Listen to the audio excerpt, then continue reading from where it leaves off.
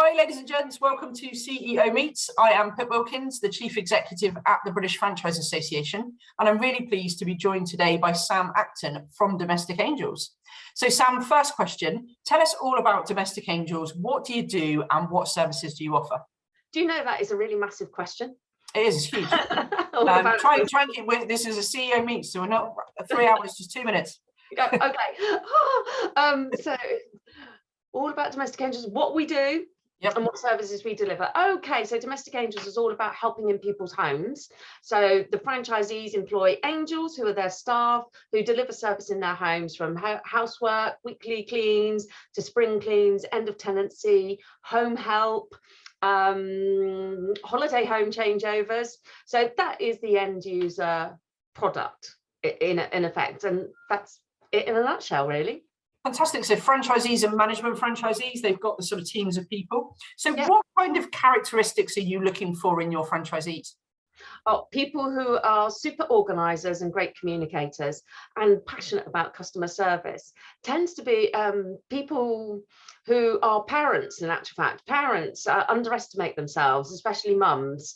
They don't realise just how brilliant they are at organising. They juggle so many plates and make sure everybody's happy all the time. Well, that's organisation and customer service skills all in one package. And they just make the greatest franchisees. So yeah, it's those two elements are the strongest ones we're looking for.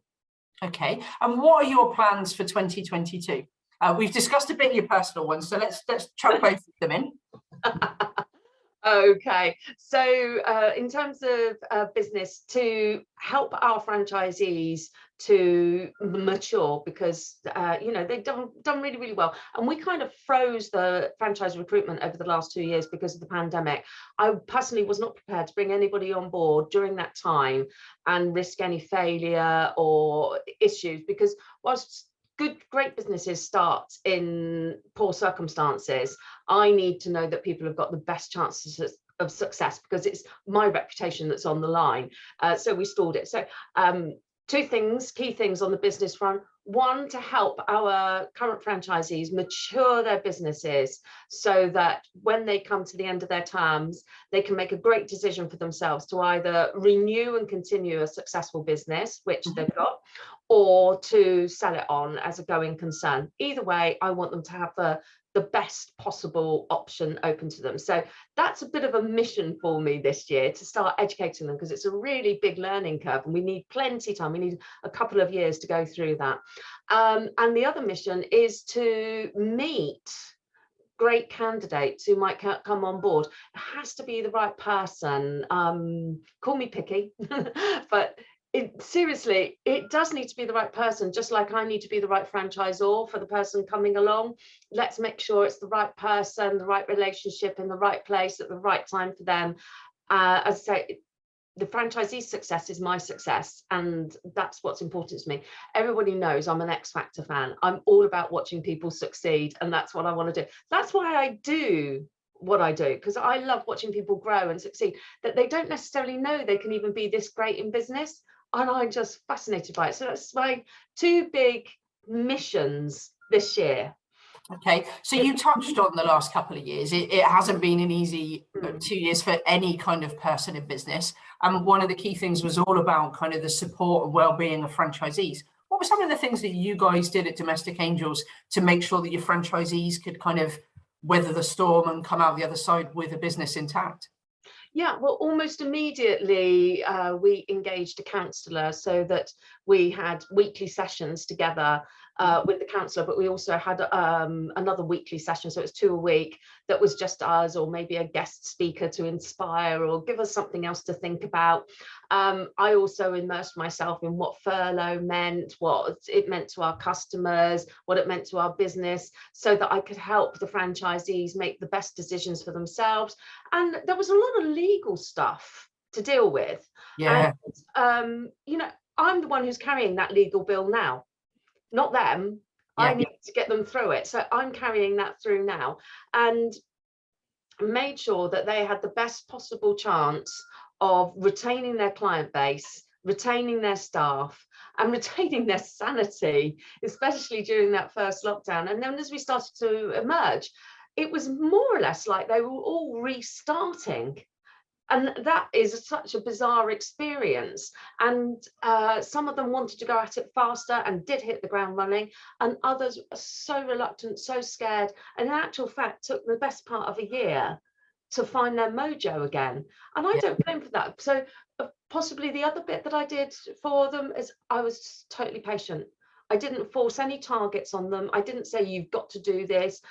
You know, I didn't think about they've got to hit that target so that I've got that royalty. It's whatever rolls. Let's go with it. People have to come out of this in a healthy, mental healthy way and happy. And it's not for me to limit that. So again, I was quite happy, comfortable financially and morally just to roll with it and go with and let people emerge out the other side and find their way forward. So lots of things like that. Ignore the growth.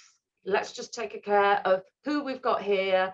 All these individuals, they're different personalities, they're different dynamics with their own families, their own things that buzzed for them and didn't buzz for them, and let it come through. Consequently, during 2021, do you know what? They all grew, they all did incredibly well. They're all a little bit quieter now that we're into winter. Yeah. And they deserve to have that downtime, to be fair. But they did a stonking job. Well, they're going to have to get ready to build again. It's nearly spring cleaning time. Well, yes, they're preparing themselves psychologically, but I think just like everybody else in business, and we were talking about listening to podcasts earlier, I've been listening to quite a few in the last couple of weeks, but from business owners who possibly have much, much bigger businesses than myself, and talking about how they have actually gone into this slightly dormant phase right now in order to allow themselves to reflect and recover before pushing forward into 2022. Just doing a little bit of checking what's actually going on around here, because we've all been used to that, like this big load of noise coming in and controlled changes. Now we've got to control the changes ourselves again. And it's a gear change, and we need time to reflect. And I think that's what they're doing right now, and I'm comfortable with that. They're good people. They're going to be great. Well, you are all about people. So talk to me a bit about the angels of the people kind of on the front line representing your brand. How do you work with the franchisees to make sure that the people that they're recruiting really instill your values as a business? Okay, so we do a lot of training with the franchisees up front, and then once they're trained within, we call it month 0. So once you're training and you learn how to do the marketing, of course you want to put up a social media post, and of course you want to take the phone call, and you say, oh, I've got a customer to meet. Right, we'll better bring that bit of training forward. Then let's get on with that. We then do a 90-day fast track program. It's an intensive program it's where we are absolutely on their case. What are you doing? How are you doing it? How have you had that conversation? How did that go? So it's all about getting that culture, because remember, before Domestic Angels was a franchise, I had run it for several years. I know how the culture works. I know how it works successfully. So by working with me on this really close basis for 90 days, they basically embody it along with their own personality. And then when they recruit their angels, they follow a particular process that we have it's on our in-house software, which we call Halo. They follow that Love that. they follow that, so that they ask the same questions to every single recruit, and they know what they're looking for. And we do a recruitment training program, and a number of the franchisees meet with the senior management team every Monday on Zoom. And we talk about their recruits, we talk about their staff, and we talk about the potential. And now and again, we invite 1 or 2 of them on, because we think actually they could step up and be supervisors. So whilst they are the staff of the franchisees, they do know the wider family. So they become part of that network. I love the way you say that. When we talk about franchising, when people talk about a franchising family, it couldn't be more true. Now, I ask everybody this one question because I'm always intrigued by what people say. So you only have one, but what would be your top tip for somebody that is considering coming into franchising? They're looking to invest, they're thinking about, where do I go? What am I looking for? What's your top tip? Use your intuition.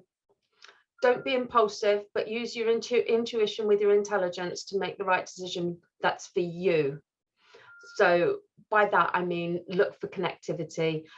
Choose a franchisor that you go, I am going to be able to have a chat with them. I feel like I can get on with them, that they're going to be able to mentor me, that I'm going to listen, that I'm going to be able to access them, and that I can move forward. That's probably more important than any structure, any business plan, or any training.